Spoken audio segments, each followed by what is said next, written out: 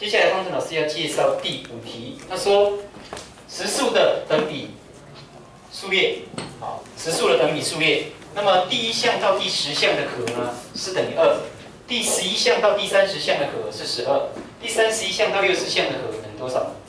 好，那我们就从这个等比数列的总和公式，第1项到第10项的总和就是 S10，就是 r 减1分之首项括 r 的10次方减1。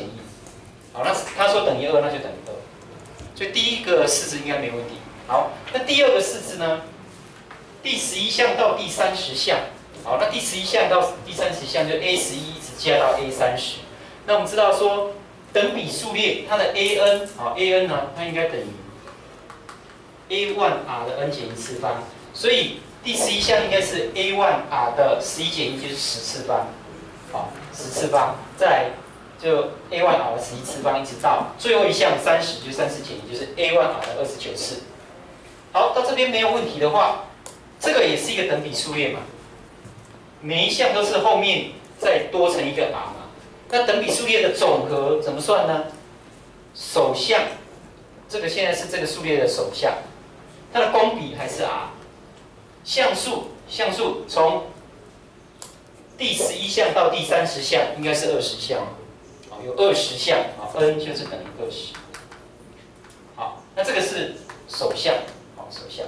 好，所以它的总和可以用 r 减1分之新的首项 b1， 就是这个，好首项乘上 r 的 n 次方 ，r 的20次方减1。到这边有没有问题？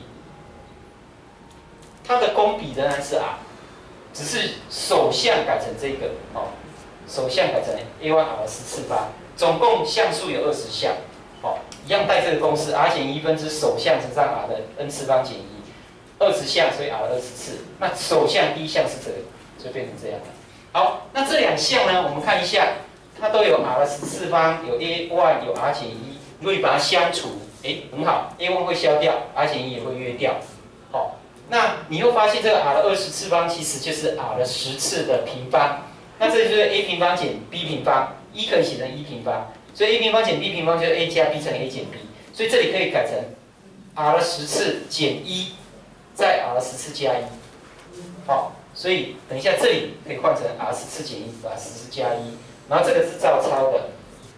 那这个跟它相除这一式子除以它，那会等于这边右边也是它除以它，12除以2。好，那这个当然约分等于6了，这个比较容易。好，那这边呢，我们刚才说这个可以跟它。就是等于说上下同乘一个 r 减1，那它跟它约掉，它跟它约掉就约掉了。好，那同出一个 A1， 约掉了。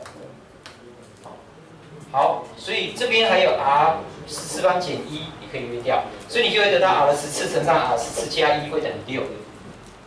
那你把它乘开，为 r 10次的平方。来看这边，这个你就把这个，因为它重复出现了，把这个当做好像一个 y 这样。那你就会发现 y 平方加 y 减6，就会等于这一过来就是减6，那你就可以十字交乘，这个加3减2，或者减2加3，就会变成加1倍的，所以 r 10次方减2乘上 r 10次方加3会等于0，r 10次就等于2或者-3，当然是一个实数的话。偶数次方就不应该负的，所以负的这个不合，所以 r 的10次方就会等于2。那 r 的10次方等于2的话，带进去，比如说第一式，带进去第一式，那这个地方就带2，那其他的照抄，就这个地方带2，那这个地方带2的话，这个就变成2减1就1啦。所以这一个就可以知道，并没有求出 A1， 但是你求出了 r 减1分之 A1，r 减1分之 A1 等于2。就得到这件事情，这个就不用看了，因为它就是1嘛，1就不用看。